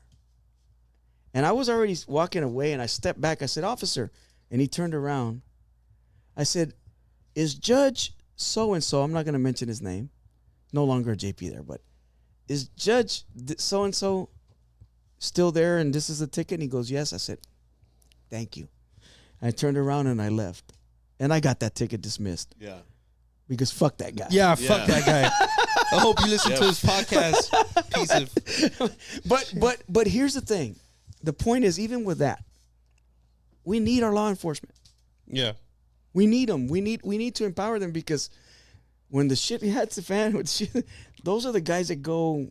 Right. Yeah, they go and attend whatever shit's hitting the fan. That's right, man, Yeah. and they put their lives at risk. Yeah. So I'm all for that. So yes, I'm familiar with Soros on that, and it's a lot of noise the way it gets framed. Yeah. And it's how you said, like, they can clip it, they can put it out there, and they can create their own narratives. But it's the I'm sure they'll do it with this one with all these cuss words, man. I'm sure. Nah, it's cool, It's- man. That's what you guys make happen, right? You make me cuss more. The thing My about bad, it I'm is, sorry. you're never gonna get a podcast from us that's not authentic, man. And the thing about it, with at least with us, is that you're either gonna really like us, or you're not gonna like us at all, just because we're being honest. And we try and be as honest as we can in a world fair. full of lies right now. You know what I mean? Like, Nothing wrong with that. these guys, they handle my social medias. These two gentlemen back here, and I don't look at my social medias at all. Both SCBA and personals and It's stuff. it's healthier for you. No, and it's crazy No, because it is. I'll It ask really them, like, hey, how's my stuff doing? And like, oh, well, this is what is being said. Or like, if somebody comments something really bad, like, they'll text me, like, or he'll call me, like, hey, bro, just so you know, like, you just got this comment or whatever. But it's like, it's one of those things where, I really hope that we get some true leadership in the congressional level. I really hope that we can make sense of this crazy shit that's going on, man, because It's here, concerning. yes, and here in the Valley, the last thing I want to see is my people hurting. I know that there's people within our industry that are very concerned regarding the actual local economy of where we live right now. And the crazy thing is, bro, I recently went to a national meeting where at a national level, there's an organization that kind of represents us all, and this is something that I'm actually keen on this fall. They decided not to get involved and go and ask Trump to like come up with a solution for this. They're afraid of him. Yeah, They are exactly. afraid of him. Look, you got to Exactly. understand, dude. There is fear. There's fear, dude. Yeah, like, no, yeah. Like I have a district that's some of those areas up there are 80-20 Republican. Yeah. If you say you're a Democrat, they'll look at you funny, bro. Yeah. Like if you're like a devil. Yeah. Like it's fear. Yeah. And I have friends there that go, I can't even say that I support a Democrat because they'll look at me like, but you're right. Because if there's one trademark of the administration, it's fear through everywhere. Look, dude, I swear, it's there's elected officials that are afraid to support me Yeah. because they say that at the state level, they will cut funding. Yeah. Ay, qué hueva. That's crazy, Dude, right? like literally in my own party. That's crazy, bro. But Yeah. and it's fear Yeah, it's fear. porque te castigan. You know, it's so crazy when they put it up for vote, right? And I'm sitting in this, it's like this great room. It's a huge room, and they go ahead and they announce it. We're gonna vote, blah blah blah. And this is how they clean their hands. We're gonna table the decision to the fall. There was this guy that had prepared a full letter to send to Trump, and he presented the letter. It was a great letter, dude. You listen to the letter. He's explaining exactly All the issues. Yeah, Right, like, hey, right. this is what's going on, blah, blah, blah. There was representatives from every state there. All 50 states have their representatives, all this good stuff. there was people standing up from Florida, Oklahoma, Idaho, like all these people. They didn't even give them the chance to speak. They automatically put it to vote. One older white guy, man, stood up and he was like, I don't want to put my company in the position to get targeted or blah, blah, blah, whatever, something within that realm. He's like, I'm going to make a motion to table this decision and we're not going to send this letter to Trump. And I'm in the back and I'm like, what the fuck? Like, you're supposed to be fighting for us. And all you need is somebody to second it. That's it. Yeah. Yeah, and that's exactly right. I was like, what the fuck? Imagine what we've become. I know it sounds crazy. Imagine what we've become in the land of free speech, where free speech is, even that speech is being suppressed because you're afraid of the repercussions of what they could do. Yeah, because that's a thing, right? I mean, it doesn't even feel like we're in America.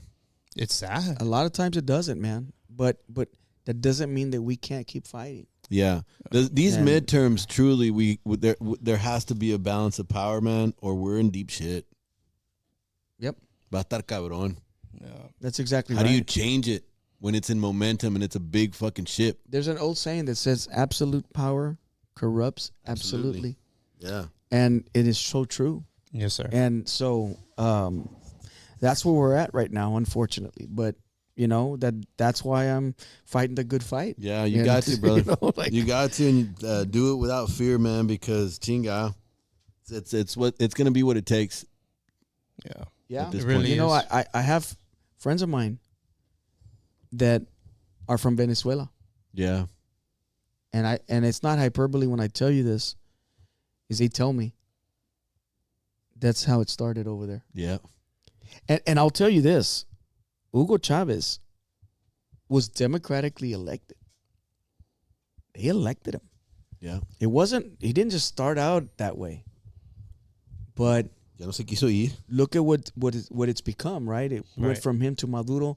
And so it's not hyperbole when you say it matters. Yeah. And how you vote matters. And it can absolutely happen. And we are definitely creeping into authoritarianism, right? Which is we're there right now. Yeah. I mean, you said it was 160 billion. We got to be very careful with saying that because we are already there. Everything that you see out in the news, it's but happening. I'm going to tell you why we're not there. Because you can still go protest. In those countries, you can't. You've seen the protests. But I know. And the tear gas. But yes. And the aggressiveness. Yes. But here's the thing. We're not there yet, but we're going there. Yeah. Right? It's really a wake-up call. Yeah. Because the more tear gas and the more aggression and the more arrests, eventually those protests are going to be smaller and smaller and smaller. Yep. There was a sheriff that was shot today. I saw that. I didn't know that. Yeah. Really? Mm-hmm. It was at a protest? At an ICE raid. Yeah. Ooh. Mm-hmm. Pues es que la gente I'm sorry to interrupt and not to make an excuse for it, pero you push a man into a corner, eventually he's going to come out swinging. Yeah. And that is what's happening to our society right now. Yeah. These women getting picked up with their kids in the car. And isn't it funny, right? Like I'm a student of history, right? And Republicans have always been pro Second Amendment. Yeah. In case of a tyrannical government. Yeah. Isn't it funny and ironic now that where that tyrannical government is flexing its muscles? There was a Pam Bondi, the attorney general, just now. Even the gun owners of America were fuming because now they got a database as to who owns guns. Yeah. Oh yeah. Look, dude, I swear to you, it's like we're living in. You remember did you ever see Stranger Things? I did. Yes. Okay. We're upside down. We're in a fucking upside down world. Yeah. Where there's another world that's the opposite of what we think it is. Yeah. It's like the party that's for freedom and all that is the autocratic one. Yeah. What happened? It's flipped it up. It's like the opposite, dude. That's crazy, bro. It's yeah. You're gonna see that more often. Yeah. Right? Because these protests and these raids and military going to these cities, what do you think is gonna happen? Exactly. You know I the thought crazy. everybody's gonna sing together and fucking no. No, dude. But you know the crazy thing is, it was an ICE agent that shot the sheriff. You're Did you see kidding. that? No, Oh, they're gonna blame But an it's because immigrant the for fucking it. ICE agents también, güey. No, it was an ICE agent. But again, it goes back. But they're saying it was an accident. Well, but well, it was during a I raid. wonder if it was one of those new ICE agents or one of the trained ones. When I read that, I was like, what? I didn't even know about it, but I bet you it was one of. Yeah. I bet you it was one es of que the no new están ones. entrenados, No, bro. They not. Hey, ¿quién man. quiere $50,000? Vente. That's right. Yeah. Go out there, round them up. I don't know how to Take do 'em out, that. But you'll boys. figure it out. Here's a gun. Good old American boy. Yeah. Yeah. That is what's going on. Yeah. It's so crazy. It's so crazy. Yeah.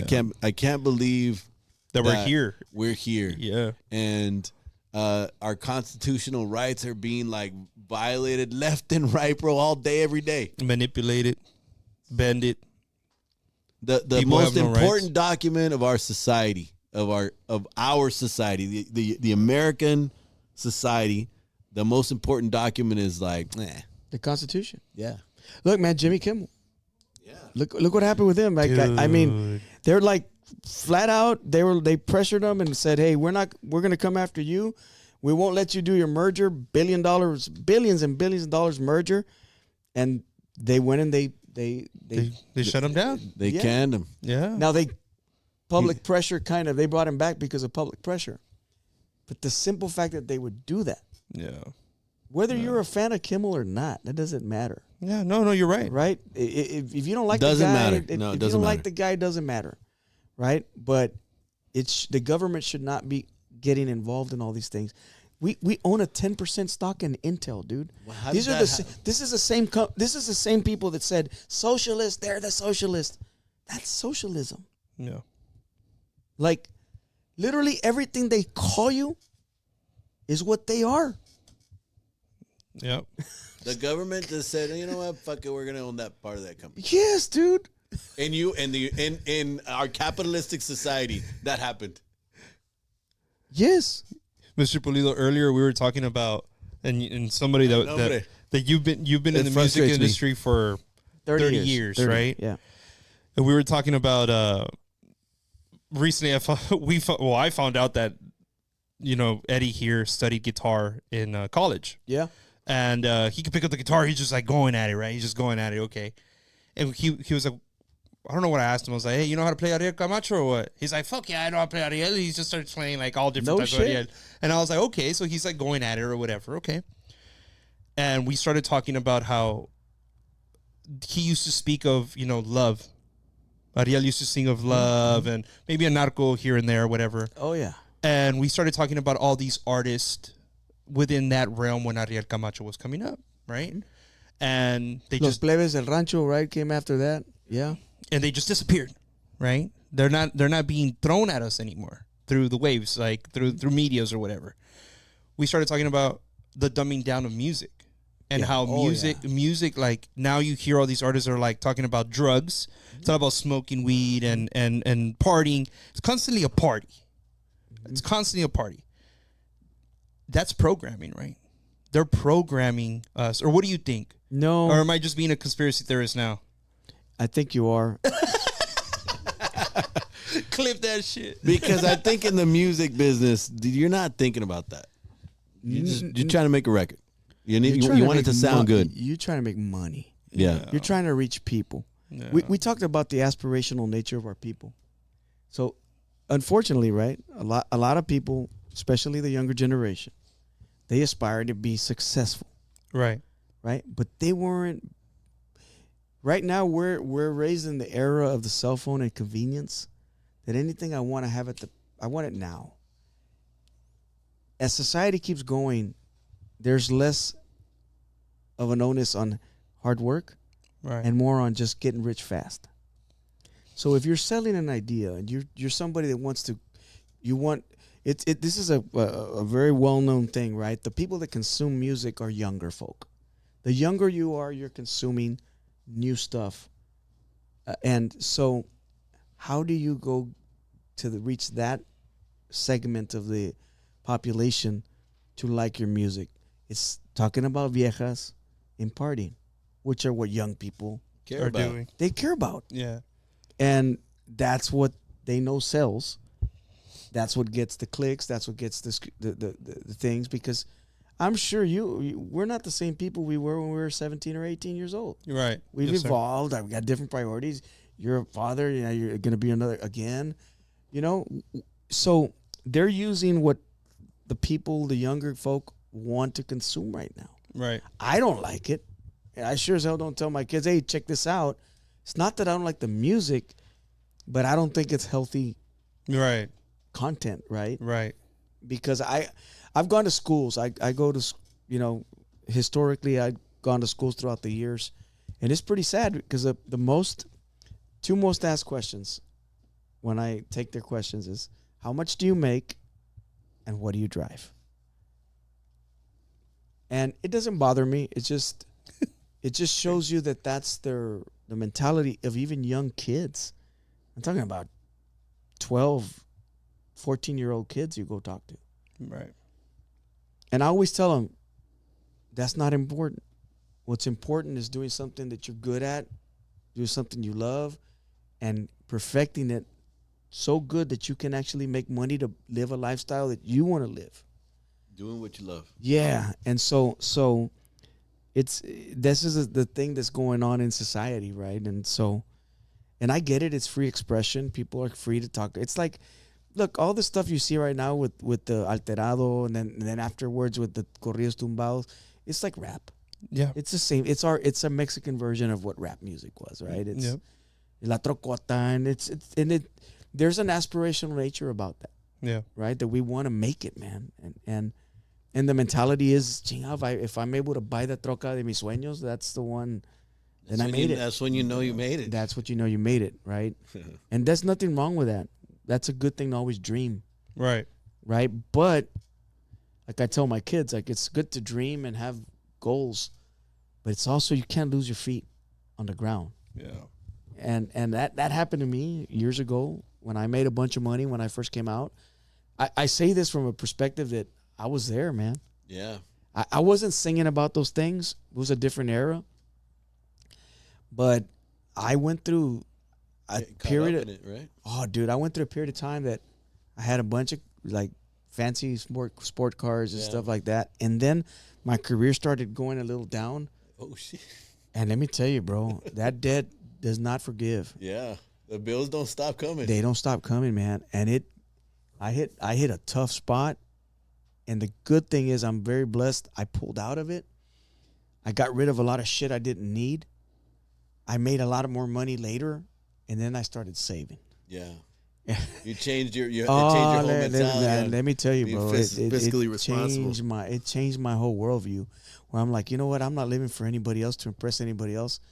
So, but I gotta have money, Yeah. Yeah. not things. I gotta be comfortable. Gotta have money, right? And that's the thing that sucks, to be honest with you, right? About capitalism. I love it. It's the best system in the world. But that doesn't mean that it's perfect. Nah. It's not. Vas a chingarle. What makes capitalism go is people need to be in debt. Yeah. I've been hearing of that a lot. No, it's true. Listen, It's our society. I have a friend of mine that's a millionaire. True story. Millionaire. Right? And has bad credit. And it don't matter. He's got bad credit because he doesn't use it. Yeah. When he wants to buy something, he pays it cash. Yeah. But our system says, if you're not in debt, you ain't shit. Yeah. Yeah. That is We don't know if we can crazy, trust you or man. not. You know what I mean? That's what it says. Yeah, dude, it Yeah. doesn't matter how much you have in the bank. Right? And it's designed that way. There's been times I told my CPA, well, let me just buy the car cash. Oh, no.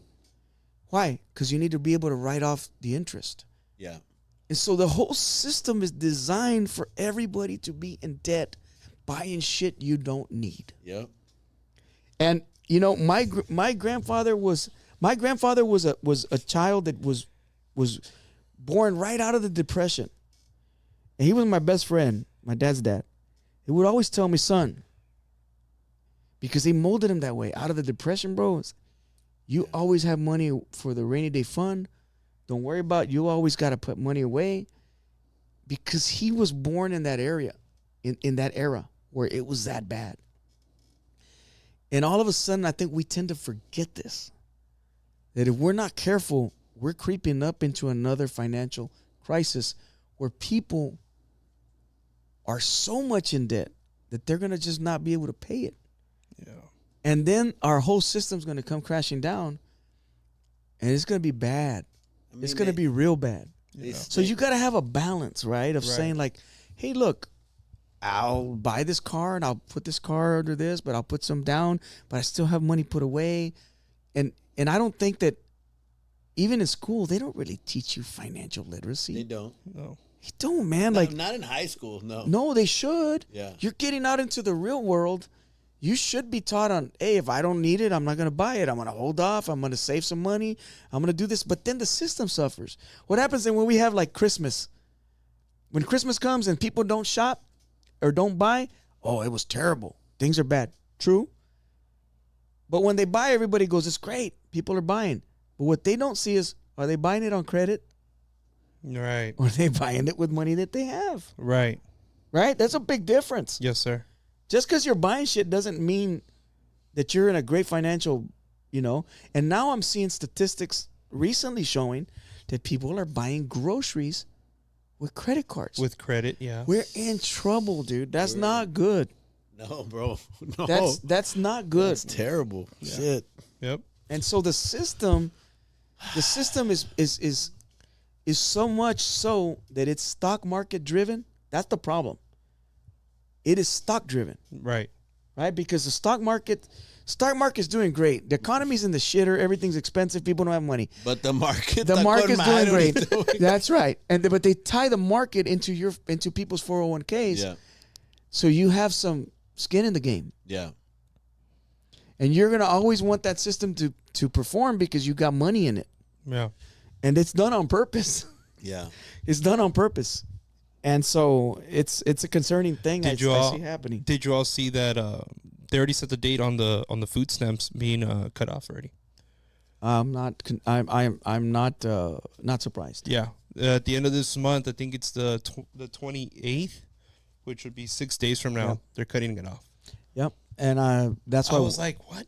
My girl was like, yeah, it's on the news. Mm-hmm. And I was like, and it was funny because that day we went grocery shopping, right? And we went grocery shopping, whatever. And we hauled for, I don't know, whatever will last us, 2 weeks or whatever lasts us, right? Mm-hmm. And she turned on the news and she's putting stuff away. And I was with the baby playing in her room or whatever. And she goes, guess what? I was like, what? She's like, they already set the date on they're getting rid of food stamps. And my first reaction was like, dude, what are all those people going to do? And you know what the sad I was like, you know what the happens? fuck? Here's the thing that happens too, is you have a lot of people that go, good. Yeah. Let them figure it out. Yeah. That's how many people do you know, honestly, that would say that? I know a Listen, lot of people. Me, I do. No, I know. no. Yeah. I do. You do, right? Yeah, you I do, do. right? I know a lot of And now here's the thing. Here's the sad part about it. There's studies and research on this, right? There's a direct correlation between how much money you make and how often you vote. Wow. Okay? A lot of those people on food stamps, Probably don't vote. they don't vote. No, they don't vote. A lot of them do not vote. Yeah. And unfortunately, the Democrats are there trying to go, we're trying to help you. But they don't get the support. Right. And the people that make a lot of money, they vote all the time. And they ain't voting Democrat. They're voting Republican. Right? So it's very sad. But I hope that if at some point people realize who really fights for them. Because here's the reality. There's this myth, I think, that all of those people on food stamps are just lazy. Let me tell you, man, there's a lot of people out there that are trying to make it. Yeah. They go try, man. And for some reason, they can't find the right job. They can't find the right this, and they're down on their luck. And I feel like we shit on them all the time. I'd wish that they got more involved in voting. I think that I've even said, like, I want to fight for, it's a fight for the little guy. I do. But I want to fight for the middle class, because the middle class is a voting bloc that votes, but nobody ever does shit for the middle class. I saw a statistic of how it's like right now in time it's like the middle class is like basically going away. It is, but because here's the thing: nobody does nothing for them. Yeah. There's a thing called a threshold, right? Like, so if you make a certain amount of money, right, or below that threshold, the government will give you food stamps. The government will pay for your child care. Yeah. Yeah. Medicaid, all that stuff, right? Todo pedo. Yeah. Right? But if you're a little bit above the threshold, you get shit. Right. And a lot of people are in that window where they're working hard. And they're going, man, I got to work sometimes 2 jobs just to pay. And they have a lot of resentment because they go, a mí no nadie me ayuda. Yeah. And so I got family members, right, that work a basic job, nothing out of this world. Both of them working, but they make a little too much. But they got 3 kids. It's $1,200 in daycare. Oh, for sure. Yeah. Dude, that's more than a car payment. Yep. Like, you shouldn't. We talk about the declining birth rate. What are we doing to encourage people to have more kids? We're not helping anybody. You're right. And so there's a lot of people that are falling through the cracks that I want to try to help because they're there and they need our help. And they're doing everything that we've always told them to do. Go work, pay your taxes, do this, and they can't get anywhere. Right. It's hard to get out. It's hard to get out. Yep. Yep. Just a little bit of my rant. No, dude. I mean, it's the real. It's the real, bro. I mean, this is where we're at right now as a society, right? So it's like, Sure, we need to be cognitive of that and understand how, or be able to have conversations like, how can we, as leaders, go and try and help, right? Because we don't have leaders right now that care for the middle class. No, and I don't feel so. I don't feel so either. I don't feel that's a case. No, I dude. feel like the middle class just gets. That's why I think elections go back and forth, because the middle class just gets pissed off with it, whatever's in there right now, and votes the other way, and then they vote this way, and then they vote this way, but nobody's really catering to them. Yeah. Yep. And that middle class, those are the ones that they're working. And you know what, Mr. Bobby? I think that it's become normal for people to have 1, 2, 3, 4 jobs now, bro, in order to stay afloat. That's crazy. It's like, Ulises, how many jobs you got, bro? Yeah, I work with a bunch of clients. Yeah, but like, how many do you have? Like 4 jobs, 3 different jobs. You do different things, right? Marketing and real estate. Yeah. So you have 2 jobs, 2 solid jobs. Eddie, you have two solid jobs, right? Yeah. Yeah, Everybody has multiple jobs. that didn't used to be the case. Yeah. My wife, she's a manager at Costco, and she does loans, bro. Yep. And I'm gonna tell you, you have kids, so you have childcare. Yeah. Like, I'm a traditional guy, dude. I came to that crossroads with my wife. When my wife is 3 years younger than me, and when we were talking about starting a family and this and that, and my wife is somebody that likes to work. But I was like, you know what? I said, I can afford to support us so you can raise our kid. And it was a hard decision for her because she was so used to the work part of it. Right. And I said, that's fine. If you want to continue to work, I'll support you. I said, but I would personally rather you raise him because these are human beings that we're putting out into the world. Right. And we want to, I think that traditional way is okay. It doesn't always work. A lot of people, because they can't afford that, Right. they have to work. Mm-hmm. And the nuclear family's really taking a hit because of it, to be honest with you. Yeah. But it's that thing. My wife was telling me, sometimes I'm around other parents at the school, and a lot of those parents look at me funny because I'm a stay-at-home mom, and because they all work. Right. I go, the thing is, if that would have been 20 years ago, It would be normal. it would have been the opposite. opposite. It would have been the opposite. Yeah. And so she does a great job, man. Shit, raising our son, and and I think we're putting out a good little human being into society. Yeah. That doesn't mean that that's the only way, but it's a shame that now that's not an option for most people. Yeah. Yeah. It's not. No. It's not because Things are getting crazy expensive. You know how much I paid? everything's expensive. You want to know how much I paid in groceries? And I was, and this is us walking, getting stuff for the baby, Yep. going through all the aisles. And For a family of we're three. $450. $450. $487. I was close. And I was like, okay, paid it, right? Yeah. Well, you But- got no choice. Yeah, I mean that's how. But it hurts. But in my mind, I was like, Shit, yeah. that's. I was like, what the fuck? Like, I remember my mom. My mom always took us with her to HEB. My mom raised three boys. My mom is from Roma, Texas. She comes from a family of 5 sisters. My mom had 3 boys, and she raised us to be real close. And she always taught us to be in the kitchen. She always told us, un día se van a casar y las mujeres que les toque no van a poder hacer nada. So, and it's to this day, I'm like, That's how my wife is with my son, Dude. man. Oh, my son's 5 years old, dude. He gets done off eating. He takes his plate to yeah. Now, mom Yeah. taught us to be soldiers, right? Yeah. And I remember she would go grocery shopping, and she had 3 boys. All 3 boys played sports. big appetites. I mean, you're talking about, and then, hey, you're not going to your friend's house because, hey, mom, can I go sleep over at my friend's, whatever? No. You want to hang out with your friends to come stay here for the weekend. Yeah. And she would have all her friends over, and I don't even know how the fuck she did it. She would make us, spaghetti, whatever. And it's like, dude, I remember, and I was having this conversation with her. She'd buy groceries for $200. Oh, yeah. $250 at the most. With 3 boys that eat a lot. With 3 boys. Yeah, dude. What the fuck? Now it's like it's me, my girl, and our baby. And a baby. And you're buying, Diapers. cleaning and stuff, diapers, cleaning supplies, whatever, plus your food. And when I was like $487.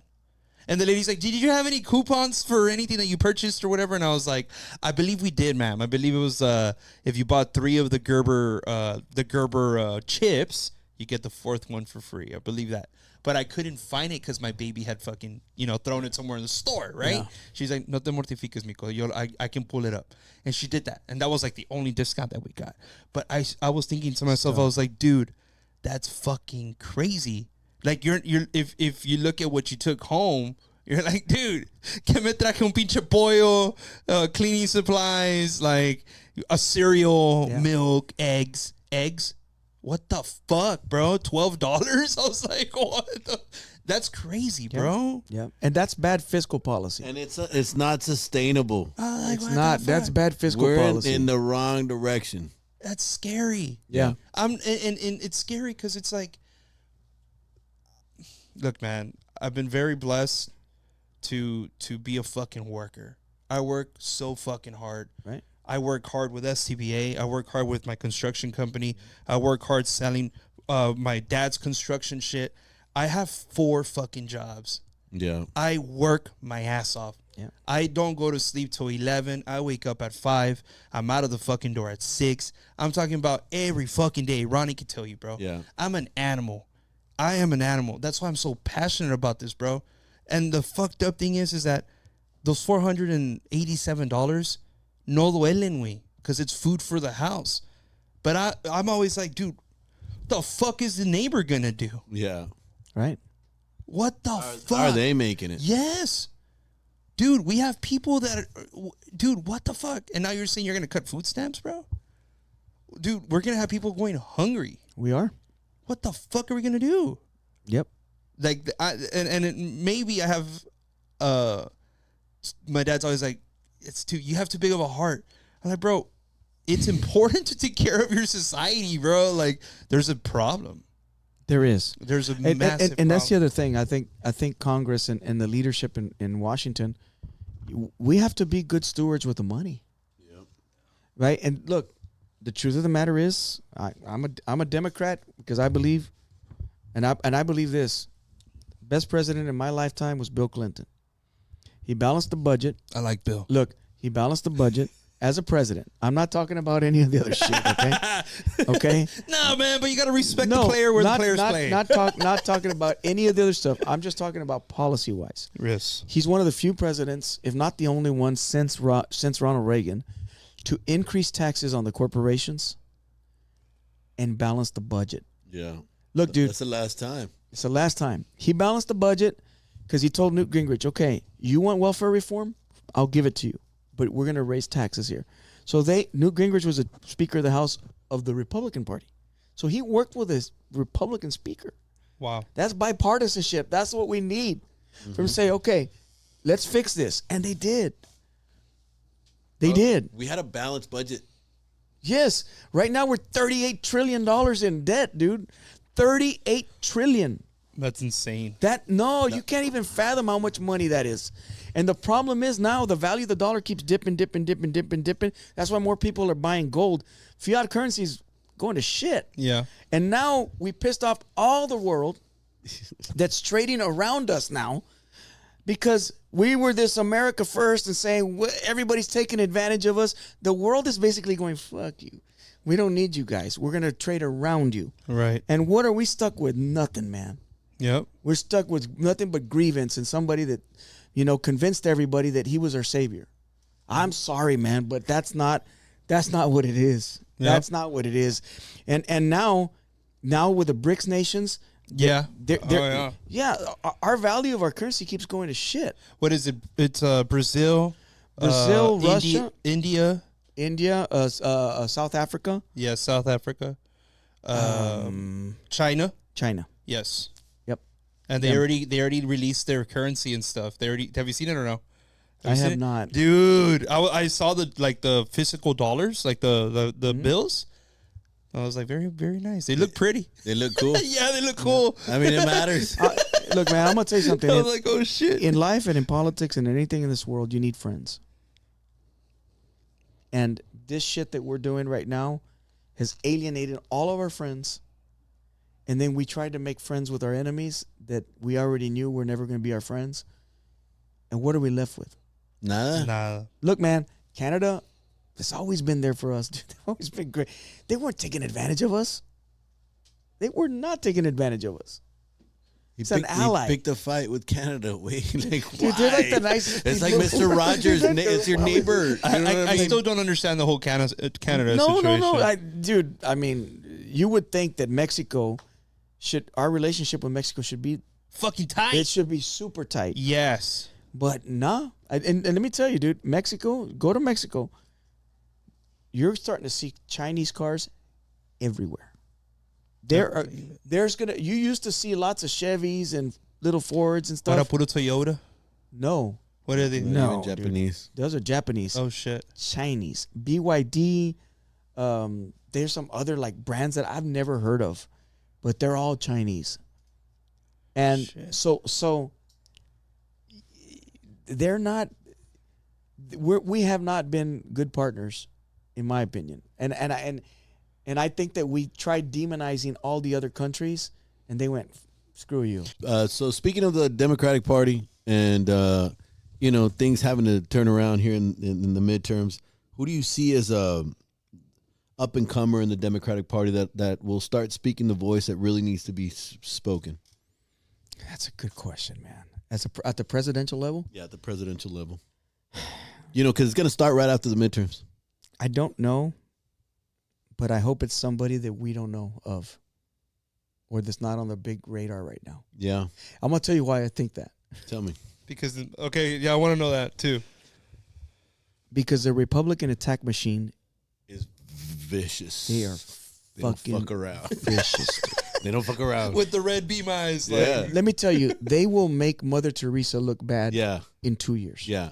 Yeah. Like the worst person ever to have existed. That's how, make her look like shit. That's how good they are. And so I think that if they're not given enough time to dirty somebody up, that person can go in there and be clean.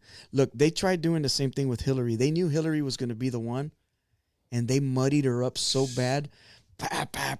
And lots of criticism. And then Obama came in. Yeah. Right? Oh, yeah. Unscathed. Yeah. Because they hadn't really seen him. Yep. Young senator from... That's right, from Illinois. From Illinois. Yeah. And so Biden came in very similar, right? That same way. Right. He wasn't on the radar. Everybody had kind of forgot him. He was the vice president. And once he got in, they muddied him up too. Yeah. Because they're real good about, it doesn't matter who's in there, they will muddy you up. They will bloody you up. They will burgeon you. They have a machine, dude. That's look. They're so good that they can't just they won't just bloody you up. They're good at whitewashing shit. So after January 6th, I know even my Republican friends were like, dude, that's fucking fucked up shit. Yeah. Like when they went into the White House? Yes. Yeah. Like, dude, in a year, they threw conspiracy theories that the FBI, que Nancy Pelosi, que the National Guard, and they made everybody doubt. And in 1 year, everybody forgot about that and nobody held Trump accountable. Yeah. No. And he was the one telling you to go down and we're going to go march, right? Yeah. And in 1 year, that machine erased all that shit by Cleared it up. That's it, dude. By Everybody got pardoned. by No throwing pasa nada. by throwing doubt. Pero qué onda con los pinches Democrats? Porque like really, how do you allow that shit to happen? Democrats do not have the machine. That's a fact. Look, Democrats always relied on the news media. Yeah. No, right? well that's gone. Oh, nobody listens to nobody sees that anymore. Yeah. Right? Yeah. Republicans used to have talk radio. 100%. Rush Limbaugh, Sean Hannity, Mark Levin, Michael Savage. Because now it's like the Democrats have like the podcasts, No, right? no. You don't think so? The most successful podcasts are not Democratic. No. No, sir. Joe Rogan. Joe Rogan's not a Democrat. No. Joe Rogan supported Trump. Yeah, he did. You're right. No, That's true. No, dude, no. The podcast space is dominated. Actually, social media is dominated by right wing. Oh shit. They're dominated. There's not a lot of left wing voices out there. Tucker? Tucker's as right wing comes. Yeah, you're right. Steve Bannon, War Room, dude. I can. The list goes The on. war room goes crazy. Look, I can. Bill Maher. But Bill Maher is on cable. He's got a podcast. Dude, he's stoned out of his mind and drunk Yeah, most of the true. time. No, That's probably why I enjoy watching it. no, but He's my favorite. I mean, he talks real shit. no, I like but him, I but- really but think, I'm Bobby, saying- I really think that Look, dude- that type of mentality that Bill Maher has, that you know what, fuck you and fuck you because both of y'all are fucking up, is the type of mentality that we need right now in the Look, Democratic Daily Party. Wire, Ben Shapiro, Daily Wire. dude. I'm talking about Candace Owens. Yeah. They have a machine, dude. They're weird times right now. And what we need is people that are going to go and just speak some truth from all the bullshit Yeah. that we've been fucking fed. Man, I don't care what side of the aisle you're on, bro, but you got to balance this power in the midterms. You have to. Here. Yeah, or as a society, we're fucked. Yeah. Republican or Democrat, we're fucked. It's Yeah. not. You know what? I think the biggest thing that I can tell you is the biggest fight that I see as the most disappointing is everybody makes it about the party. Yeah. And that I think that's on purpose, and it's the policies. It's the policies, right? It's what do you fight for? What do you? That might be me. That is me. Anyway, guys, No, thank you, Mr. I have an Pulido. event. Hey, yeah, man, I appreciate you taking this time with us. I Seriously. hope you know that if you ever need a place to like just come and speak, I appreciate that. You're Thank always you. I'm pretty sure Ronnie will. Of course. We'll gladly have you on the podcast at any time, man. I Yes. mean, Thank you, man. This podcast was made and it was started to shed light on business owners, and we want to be able to show our people the truth, you know. And good luck with your race. Thank you. And thank you Appreciate for that. coming on the podcast, and thank you man. for being Of here course, today, Ronnie. yeah. I appreciate you. I appreciate that. Yeah, Thank man. you. Thank you. Thank Y'all you, be sir. good. Good luck to you. All right, Thank man. you.